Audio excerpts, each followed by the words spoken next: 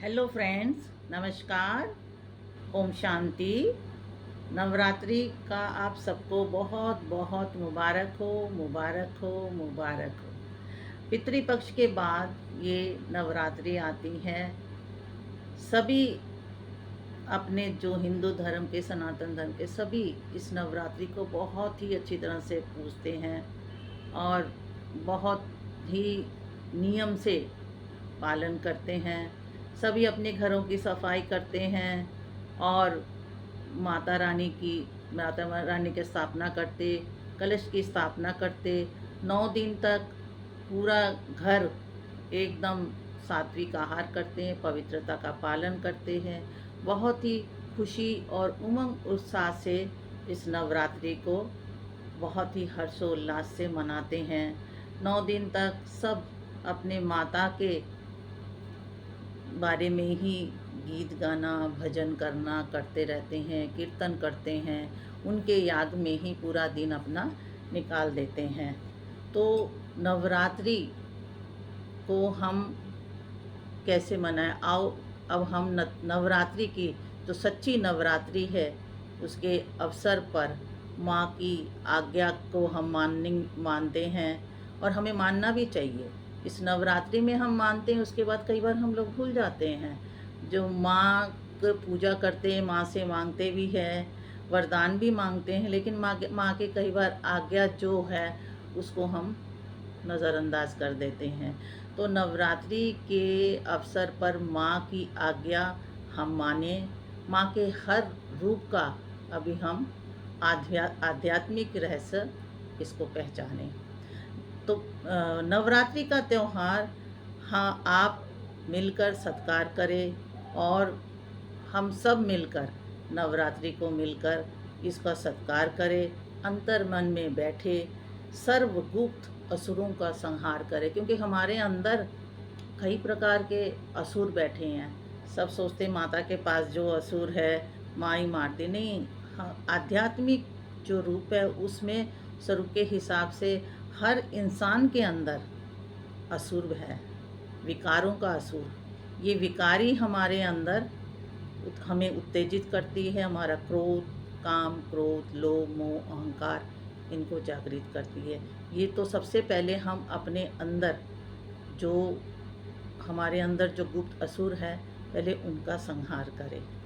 प्रथम क्या है? माता पहला नवरात्रि है माँ शैलपुत्री का।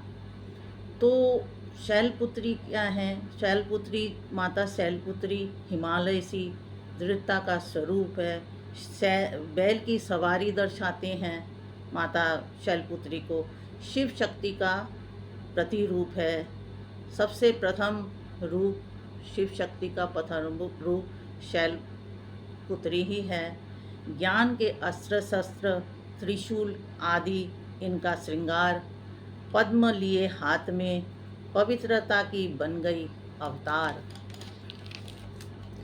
दूसरा, शिव शक्ति के दूसरा रूप क्या है? माँ ब्रह्मचारिणी। शिव की दूसरी शक्ति माँ ब्रह्मचारिणी है।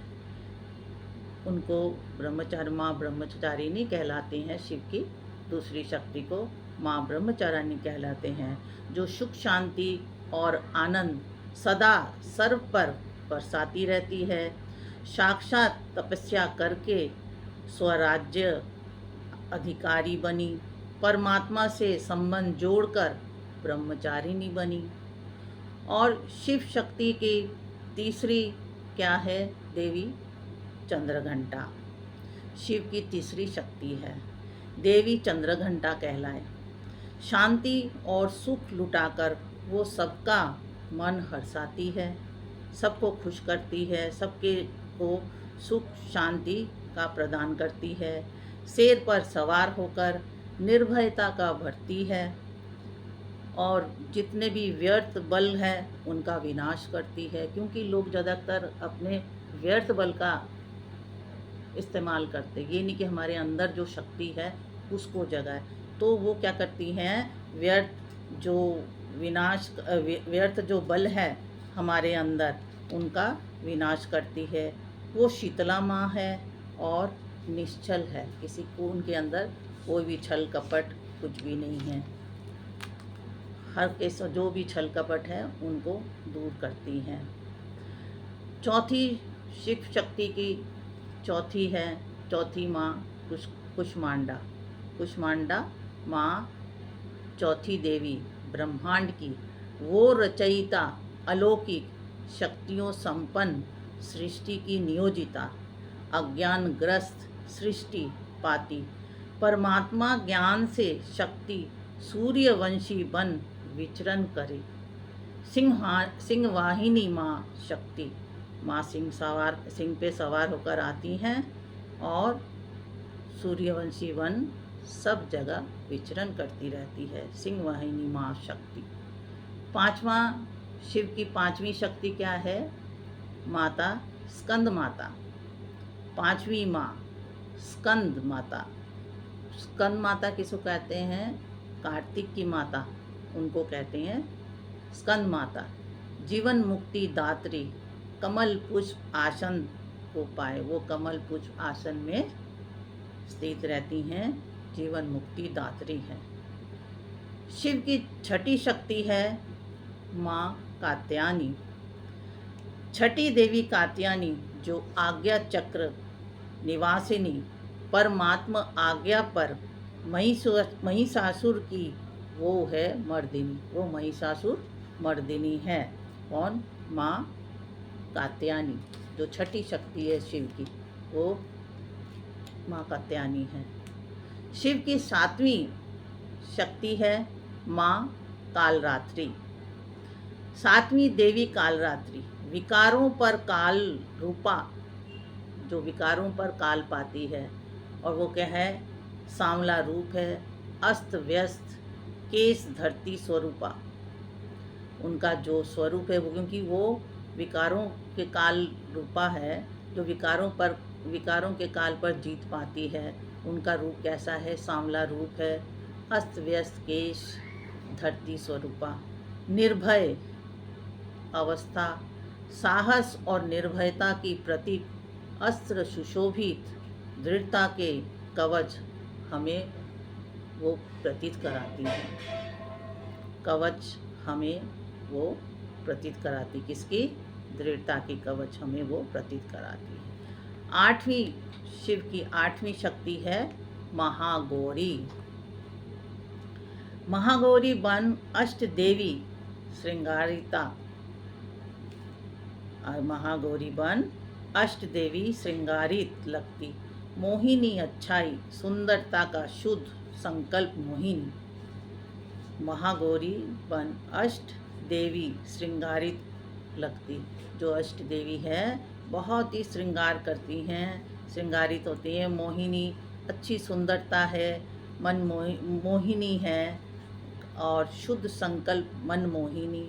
ईश्वरीय याद, पवित्रता से मुक्ति, जीवन मुक्ति पाए, श्वेत वस्त्रधारिणी से पवित्र रूपी ज्ञान धन आए।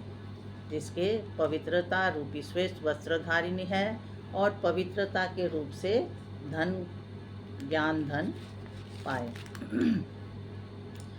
सर्व प्राप्ति वरदाता, ईश्वरीय राज्य भाग्य दिलाती, शिव संग बन भाग्यदायिनी, सोए भाग्य जगाती है। शिव संग में रहकर शिव के संग में रहती है और जिसके सबके सोए हुए भाग्य को वो जगाती है।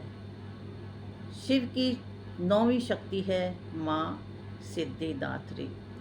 सिद्धिदात्री है नौवीं देवी, जो शांत रूप में आई, सर्व शक्तियाँ देकर सबके मन को बहुत ही खुशियाँ देकर जाती है। ईश्वरीय ज्ञान की भरपूरता का हम जागरण करें। माँ पुत्र का रिश्ता निभाकर सबको संपूर्ण करे। माता सिद्धिदात्री से ये दिव्य ज्ञान अमृत हम पीते, साधु संत महाजन सभी ईश्वरीय ज्ञान से तरते हैं। इसी ईश्वरीय ज्ञान से साधु संत हम सब तरते हैं। निराकार शिव परमात्मा ने परीक्षा ली इन सभी शक्तियों की। अर्धनारीश्वर बन पूर्ण की, इच्छा जीवन मुक्ति की, चैतन्य देवियों समान स्वयं का ज्ञान श्रृंगार करे, दिव्य गुणों से सजकर शक्तियों का आत्मसार करे।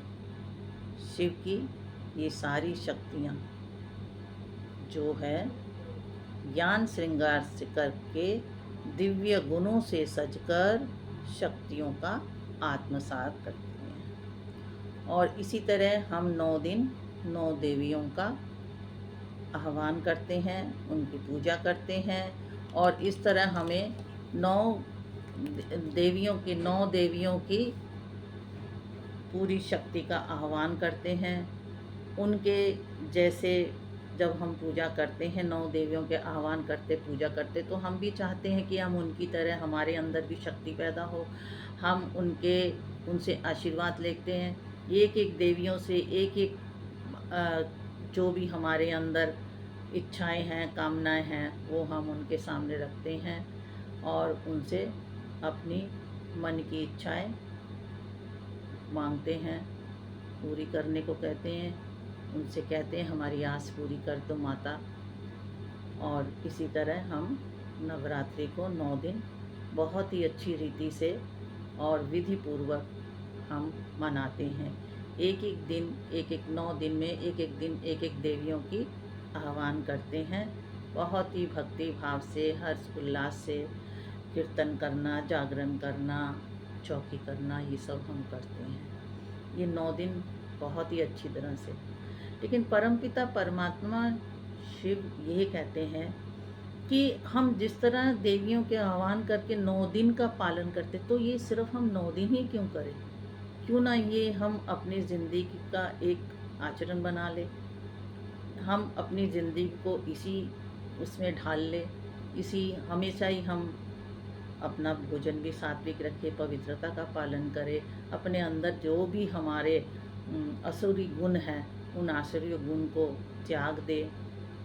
तो सच्ची नवरात्रि तो यही होगी, क्योंकि परमपिता परमात्मा का आज्ञा यही है कि हम अपने आप को इन जो भी विकार है, इनको हम उन्हें सौंप दे और इनसे आज़ाद।